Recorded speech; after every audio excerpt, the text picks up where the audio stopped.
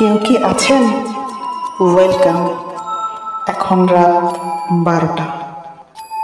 শুনবেন অমীমাংসিত ভূতের গল্প, ভয়ানক কিন্তু সত্যি।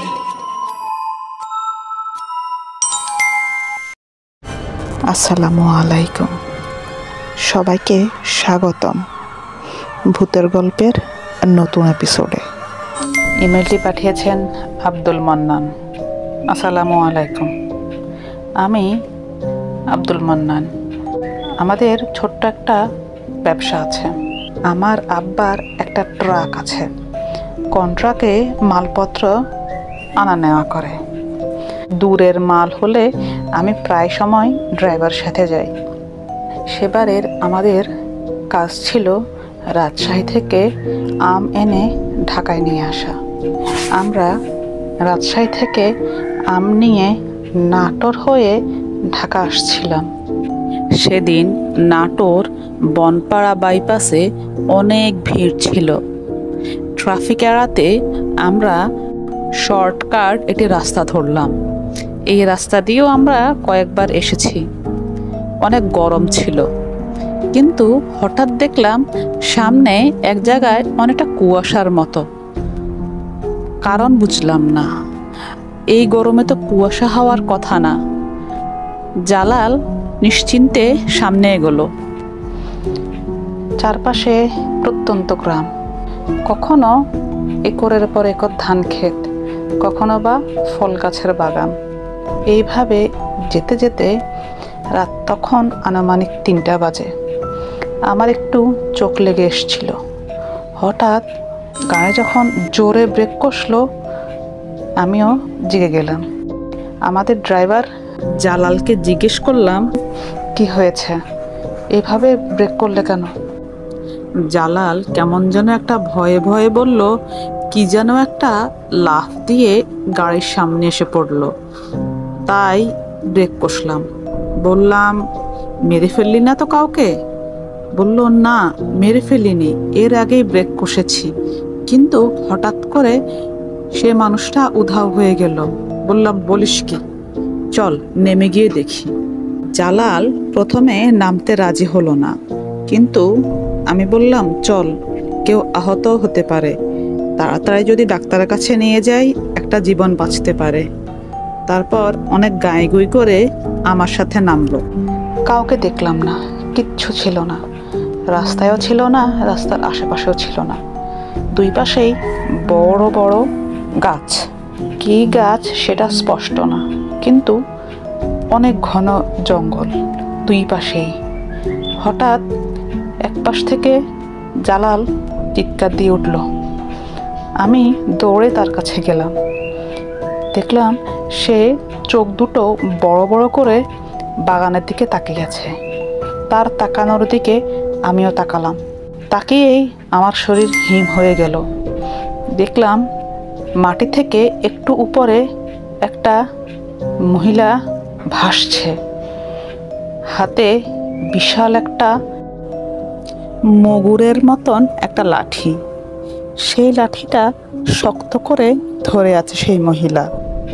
মহিলার চোখগুলো লাল জল করছে, কি বিচ্ছিরি করে হাসছে, আর অনেকটা উড়ার মতো করে ভেসে ভেসে আসছে। ভয়েই দোয়া দরুদ পড়তে শুরু করলাম। তারপর এমন জোরে বাতাস হলো, আমাদের ট্রাক প্রায় উল্টে যাওয়ার মতো। জালালকে বললাম তাড়াতাড়ি গাড়িতে উঠতে, কিন্তু জালাল ভয়েই সেখানে আধমরা হয়ে পড়েছিল। তার নাকে মুখে ফেনা ছুটে গেছিল। আমিও ভীষণ ভয় পাচ্ছিলাম। কোনো মতে জালালকে টানছিলাম। তারপর হুট করে সেই উড়ন্ত মহিলা এসে আমাকে একটা বাড়ি মারল। উড়ে গিয়ে গাছের সাথে বাড়ি খেয়ে পড়ে গেলাম। চোখে তারা ছুটে গেল, সেখানেই অজ্ঞান হয়ে পড়ে গেলাম। জ্ঞান যখন ফিরল তখনও ঘুটঘুটে অন্ধকার। জালাল জালাল বলে ডাকা শুরু করলাম, কিন্তু জালালকে কোথাও দেখলাম না। আশেপাশে কোনো গাড়ি ছিল না, কেউই তখন ওই রাস্তা দিয়ে যাচ্ছিল না।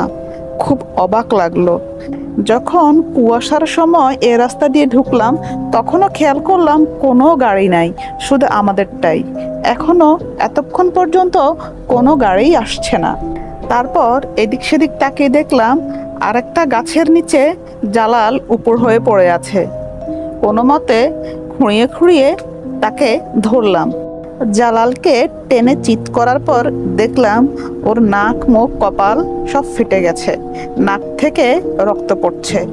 কোনো মতে রুমাল দিয়ে মুছে ওকে ডাকলাম। খুব ক্ষীণ স্বরে সে বিড়বিড় করছিল।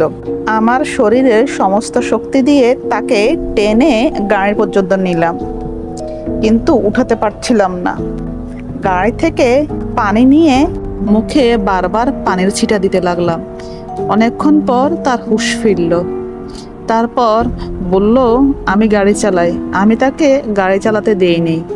আমি গাড়িটা চালিয়ে ইউটার্ন নিয়ে যে পথে আসছিলাম সে পথে ফেরত গেলাম। আশেপাশে কোনো গাড়িও ছিল না। কেন যে সেদিন কোনো গাড়ি ছিল না আমি নিজেও জানি না। অনেক দূর চালাতে চালাতে সামনে একটু আলো দেখলাম, মনে সাহস আসলো। কাছে গিয়ে দেখি ছোটখাটো একটা শহর, মফস্বল শহর। আশেপাশে কাউকে খুঁজে পেলাম না, সবগুলো দোকানে বন্ধ ছিল, শুধু দোকানের বাইরের আলোগুলোই জ্বলছিল, কোনো মানুষ ছিল না। তখন ঘড়ির দিকে তাকানোর কথা খেয়াল হলো। তাকিয়ে দেখলাম এখনো 5টা বাজেনি, ফজরের আজান দেয়নি। কাছের একটা ক্লিনিকে গাড়ি থামালাম। গাড়ি থামিয়ে ডাকাডাকি করায় ভেতর থেকে গার্ড আসলো। আমাদের অবস্থা দেখে দৌড়ে গিয়ে আরো কিছু ওয়ার্ড বয়কে নিয়ে আসলো। যেহেতু জালালের অবস্থা খুব খারাপ ছিল, তার চিকিৎসায় আগে হলো। আমার শুধু কপাল একটু ফুলে গিয়েছিল আর হাত পা ছিলে গিয়েছিল। আমাকে প্রাথমিক চিকিৎসায় দেওয়া হলো। এতক্ষণ পর আব্বাকে ফোন করার হুঁশ আসলো। আব্বাকে কল করার পরে সব যখন বললাম, তিনি বললেন আমাদেরকে এখানেই থাকতে। তিনি ঢাকা থেকে লোকজন নিয়ে রওনা দিলেন। আমাদের ট্রাকের মালের কোনো ক্ষতি হয়নি, শুধু আমাদের দুজনেরই ক্ষতি হয়েছে। আব্বা যখন জিজ্ঞেস করলেন, বললাম কি হয়েছিল। পাশেই ওয়ার্ড বয়রা ছিল, তারা খুব অবাক হলো। তারা বলল, প্রায় শুনি এইখানে একটা মাজার রোড আছে, সেই রোডে মাঝে মাঝেই পেতনি দেখা দেয়। এটা মনে হয় সেই পেতনি আপনাদের সামনে পড়েছিল। বললাম, কিন্তু কোনো মাজার তো দেখলাম না। তখন তারা বলল, এটার নাম এমনিতেই মাজার রোড, কিন্তু কোনো মাজার নেই।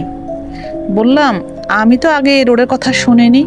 তখন ওয়ার্ড বয় বলল, এই রোডটা কাঁচা রোড, বাগানের ভেতরের রোড, তো এখানে তেমন কেউই এই রোড দিয়ে আমরা যাই না, প্রয়োজন পড়ে না।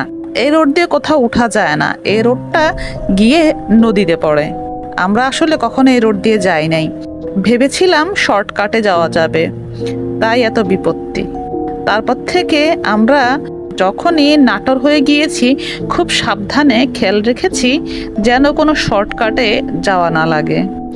তারপর তাকে পাশের সিটে বসিয়ে আমি ট্রাকটা ড্রাইভ করে আসলাম। আশা করি আমার ইমেলটি আপনি পড়ে শোনাবেন। এটি আমার জন্য অনেক বড় একটি ঘটনা।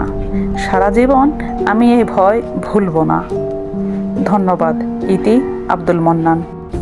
আপনাকেও ধন্যবাদ আব্দুল মন্নান। আশা করি আমাদের এই এপিসোডটি আপনাদের ভালো লেগেছে।